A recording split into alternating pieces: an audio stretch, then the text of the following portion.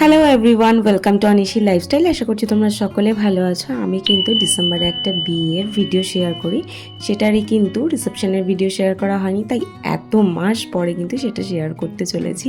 তাই তোমরা কিন্তু দেখো ভিডিওটা, কেমন লাগে জানিও। দেখো এখানে কিন্তু সকাল সকাল মেয়ের বিদায় হয়ে গিয়েছিল। আর বাঁকুড়াতে এরকমই রিচুয়ালস আছে যে বিয়ের ঠিক পরের দিনে রিসেপশন হয়।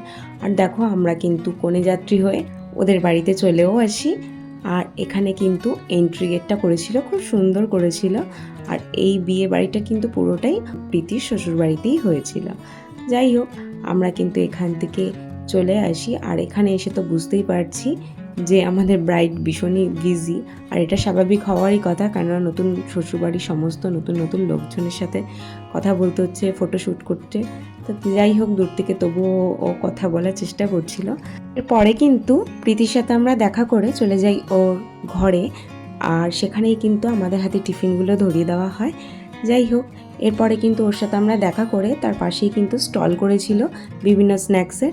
আর সবথেকে এখানে যেটা বেশি ইউনিক লেগেছে আমার, ঘুগনি স্টলটা। আমি কিন্তু এইরকম এর আগে কোনো বিয়েবাড়িতে দেখি, আমার বেশ ভালো লেগেছে।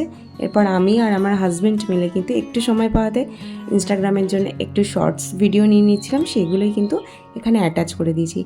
আর ভিডিও কিছু শ্যুট করতে না করতেই দাদাভাই আমাদেরকে ডাকছিল খাওয়ার জন্য, মানে এরপরে খাওয়ার ব্যাচে ভিড় হয়ে যাবে। আর সত্যি বলতে কিন্তু অনেকটাই রাত হয়ে গিয়েছিল। আর এখানে এসে দেখি খাওয়ার দাওয়ার এখানে কিন্তু পুরোটাই ফুল হয়েছিল। আর তার ঠিক পাশেই করেছিল কিন্তু ডান্স ফ্লোর, সকলের এনজয়মেন্টের জন্য। বেশ সুন্দর ছিল এই জায়গাটা।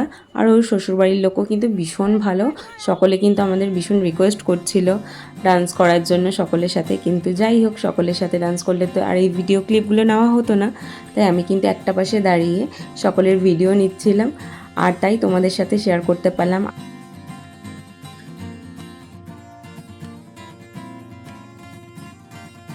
আর এই দিকে দেখো ব্রাইডের মামা, মানে আমাদের দাদা হয়, উনি কিন্তু ভীষণ আনন্দ করেছে নাচ করে ওর বিয়েতে। আর আমাদের ব্রাইড মানে প্রীতি আমাকে অনেকবারই জিজ্ঞাসা করেছে, মামিমা আমার রিসেপশনের ভিডিও তুমি কবে আপলোড করবে।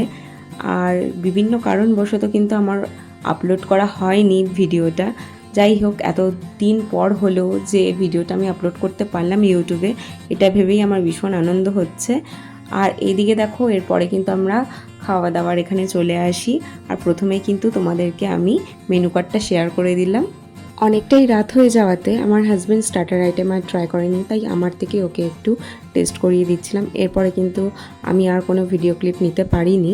এরপর বাড়ি এসে তোমাদের সাথে একদম দেখা করলাম।